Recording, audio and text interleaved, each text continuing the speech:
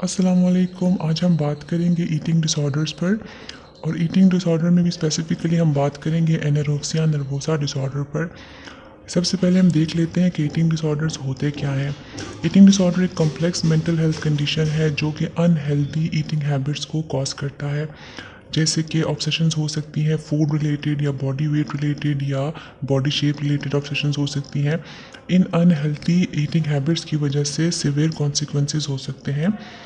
Eating disorders के symptoms में severe food restrictions हो सकती है, फूड बिंजेस हो सकता है, या पर्जिंग बिहेवियर हो सकते हैं। पर्जिंग बिहेवियर यानी कि वोमिटिंग या ओवर एक्सरसाइजिंग वगैरह। ये डिसऑर्डर एडोल्सन और यंग फीमेल्स में ज़्यादा देखा जाता है। इस एज में ज़्यादा रिपोर्ट होता है और लड़कों के मुकाबले में लड़कियों में इस डिसऑर्डर की रेशो ज़्यादा है। ईटिंग डिसऑर्डर्स की डिफरेंट फॉर्म्स हैं, जैसे कि कुछ डिसऑर्डर में ओवर ईटिंग होती है, कुछ में अंडर ईटिंग होती है, जबकि कुछ डिसऑर्डर में पर्जिंग बिहेवियर होगा। सिक्स मोस्ट कॉमन टाइप्स जो हैं ईटिंग डिसऑर्डर की, उनमें आ जाता है anorexia nervosa, bulimia nervosa, binge eating disorder, pica, rumination disorder, avoidant या रिस्ट्रिक्टिव फूड इनटेक डिसऑर्डर।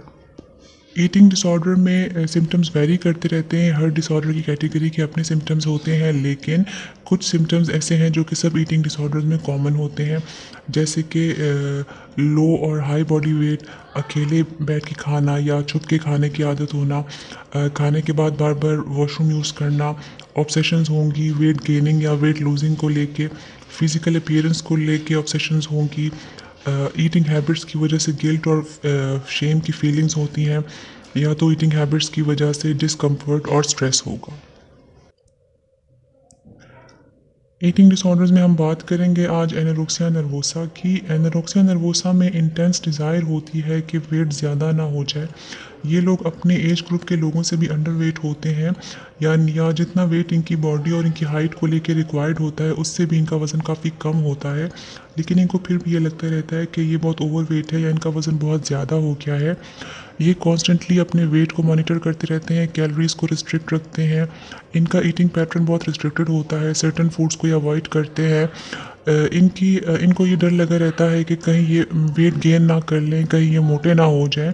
हालांकि अगर इनको कोई कहे कहे भी कि इनका वेट बहुत कम है, जितना इनको रिक्वायर्ड उससे भी इनका वेट कम है, तब भी ये उस बात को एक्सेप्ट नहीं कर पा रहे होते।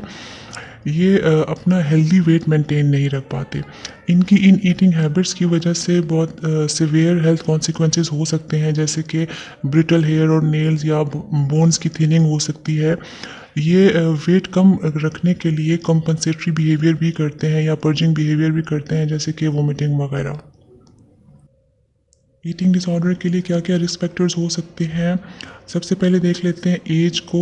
ये डिसऑर्डर किसी भी एज में हो सकता है, लेकिन अर्ली 20s में या अर्ली एडल्ट जो होता है उसमें ये डिसऑर्डर ज़्यादा रिपोर्ट होता है। फैमिली हिस्ट्री रोल प्ले करती है। अगर फर्स्ट डिग्री रिलेटिव्स में ये डिसऑर्डर है तो ये डिसऑर्डर लेटर डेवलप हो सकता है। एक्सेसिव डाइटिंग में क्या होता है कि पॉजिटिव रीइंफोर्समेंट बहुत ज़्यादा मिलती है वेट लॉस को लेके, जिसकी वजह से नीड फॉर अफर्मेशन हो जाती है और इंडिविजुअल बहुत ही स्ट्रिक्ट डाइट पैटर्न पे चला जाता है, जो कि ईटिंग डिसऑर्डर को कॉज कर सकता है। साइकोलॉजिकल हेल्थ बहुत रोल प्ले करती है इसमें, जैसे कि depression, anxiety, low self esteem या ओसीडी या रिलेशनशिप ट्रबल वगैरह इस डिसऑर्डर को कॉज कर सकता है।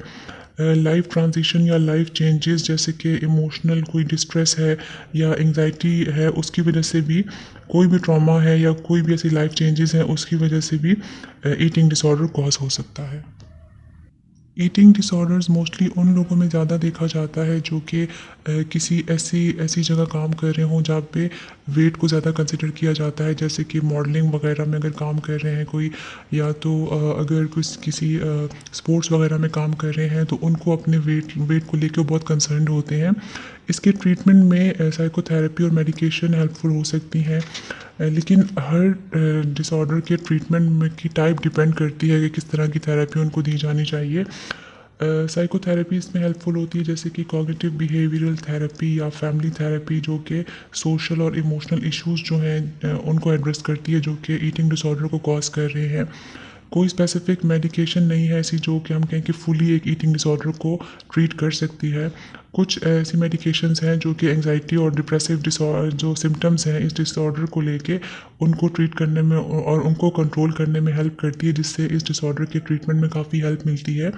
इसके अलावा स्ट्रेस रिड्यूस करने के लिए कुछ एक्टिविटीज़ करनी चाहिए, जैसे कि योगा या मेडिटेशन और बाकी रिलैक्सेशन टेक्निक्स भी हेल्पफुल होती हैं ईटिंग डिसऑर्डर को कंट्रोल करने में।